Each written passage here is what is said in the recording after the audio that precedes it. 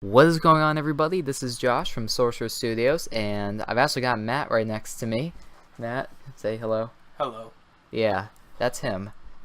So, so today, now as you can see, there are a bunch of particle effects here. Now, that's currently on my immediate mind, and what that is making a new particle effect for Ethan's magic attack, and this is based on some of your advice. Now, as you can see, I'm currently working on some experiments. Like, I made this little explosion ring here, and this shockwave here is actually a Unity standard asset. I'm using that as reference, and this thing that looks like it's going berserk is my work in progress of the new blast wave. So hopefully we can get a good particle effect going for his new magic attack. And hopefully after that we should be working on some new character stuff. So yes, I will update you when I get these particles done, and hopefully it looks cool. I'm currently in the prototyping scene, and we just made our first prototype, quote quote, of this new magic attack. Now it looks okay. I'm definitely going to improve this in the future, because you can barely see it. I'll definitely make it a bit smaller, and hopefully we can make it looking good. If you have any suggestions for what you want this to look like, definitely leave a comment down in the comments section, or send a DM or comment on my Instagram page, because I'll probably make an Instagram post about this. So now I think I'm going to work on making the second enemy of the game, just getting all the models done before I start on the AI for all of them, because the AI might be similar for each one, with some similarities and differences. So without further ado, I'm going to begin working on that. So I'm currently in MakeHuman right now, and admittedly this is the only step in the game dev process where I do not make something from scratch, because I'm not an expert at human sculpting. You might have seen that from all the pictures that I've put on the Instagram page. So I use this free tool called MakeHuman to generate a person that I can edit in Blender. So this is the one step of the process that's a bit automated, but we're basically using a tool. So we're basically going to make the second enemy in this, and let's see what we can come up with. So we're finally in Blender right now, and you must be wondering, yikes, what is this thing? Well, this is going to be a much stronger character, a much stronger enemy in this game, and that's why he has such weird proportions. But right now, in Blender, I'm just going to rig him using bones. And actually, in the future, if you want a tutorial on this, please tell me if you do. If I get a lot of people saying they want something like this, then I'll definitely make one. But for now, I'm going to just begin making his bones. Just pretty much, I'll show you a little bit of what I'm doing. Like, here's the hip bone. I'll extrude it, make his lower chest bone, and the upper chest bone, the neck bone, and then the head bone, and then I'm going to work on the arms and legs. So that's what I'll be doing probably for the next few hours, and I will show you when I made something cool. So we're currently in weight paint mode. We just finished the rig for this guy, and now we are just, well, weight paint is pretty much, it's the mode that determines which vertices are parented to which bone. So for example, the neck contains the head and the neck. So if I move it, well, obviously the eyes are not parented yet, but it shows what moves.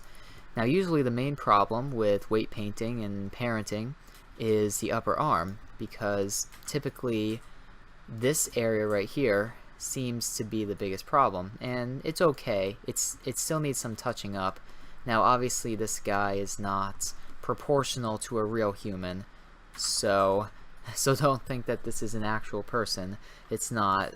This will be one of the stronger guys in the game, one of the bigger guys. That should not be bending that way. So hopefully after the weight painting we'll get the animations in, and then the armor, and then he'll be good to go. So we think we are ready to begin making the armor for this guy. Now we're trying to come up with a design for it. we're thinking maybe, I don't know, maybe something similar to the Sentinel. I'm kind of, Matt and I are kind of bouncing ideas back and forth, but what were you thinking, Matt? Just kind of your general ideas. Well, for the helmet, you could probably add like horns or exaggerate the like sort of mohawk that the guy has. Like it on the Sentinel, it's a little Yeah, like a little peak, peak that goes up. But you could like really exaggerate it, almost like a Roman feather style. Yeah, but yeah. it's made of metal. Like an actual mohawk. Yeah, just exaggerate the metal. features of the Sentinel armor, I think, and change it to fit that guy.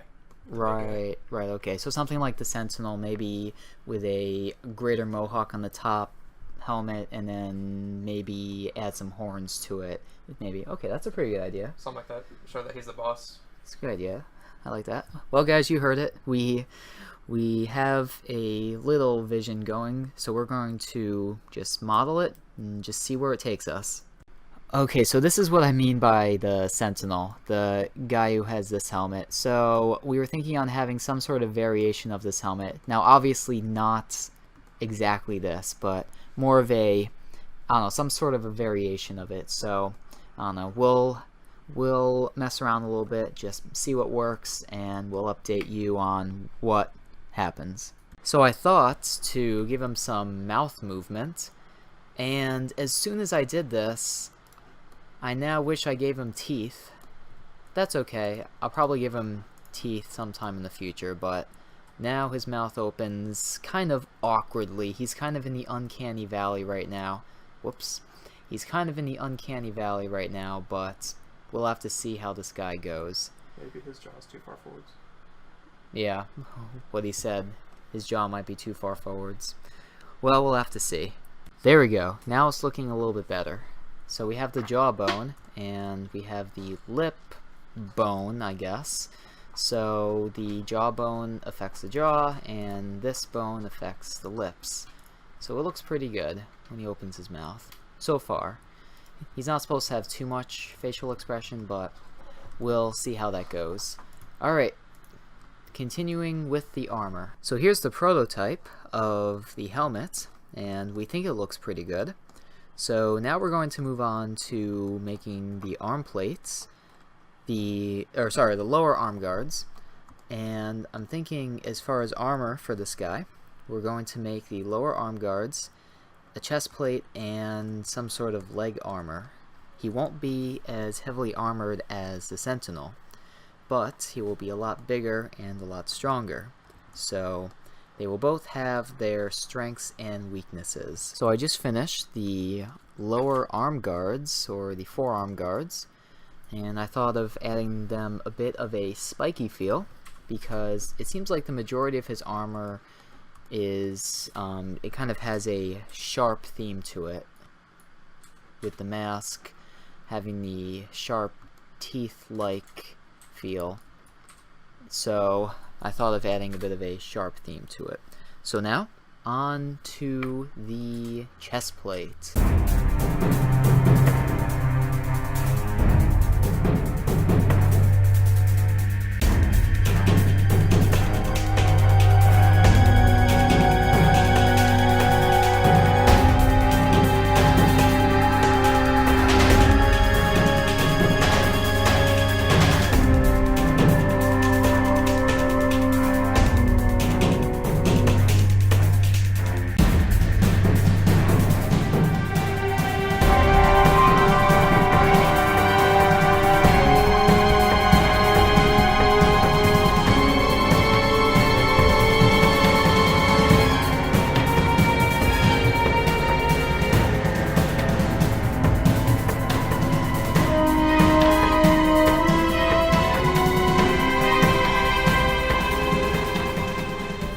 So I just finished making the chest plate, and I put some little leather straps on the back, and here's what it looks like from the front.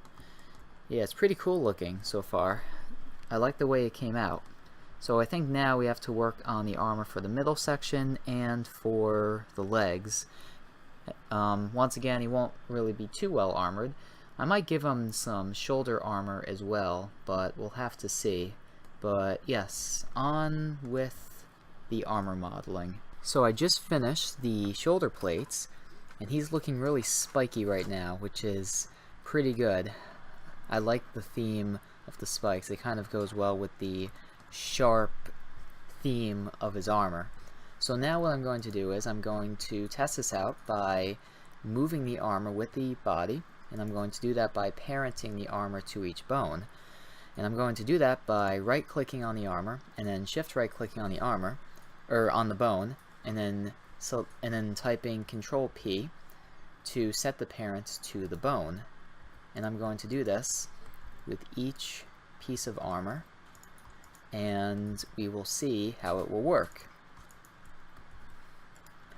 And I can't forget to parent the chest plate to the chest bone, as well as the mask and the helmet to the head.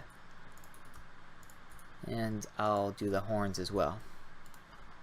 Okay, so let's test, see how this works. Whoops, I had the origin set to the cursor, so I have to set it to the median point. So now, when I move it, it seems to work pretty well. Well, the eyes are not parented to the head yet. Actually, why don't I do that right now? So here are the eyes. I'm going to parent them to the bone there. There we go. That should work. Cool. That does work. So now things are working pretty well. There we go. Okay.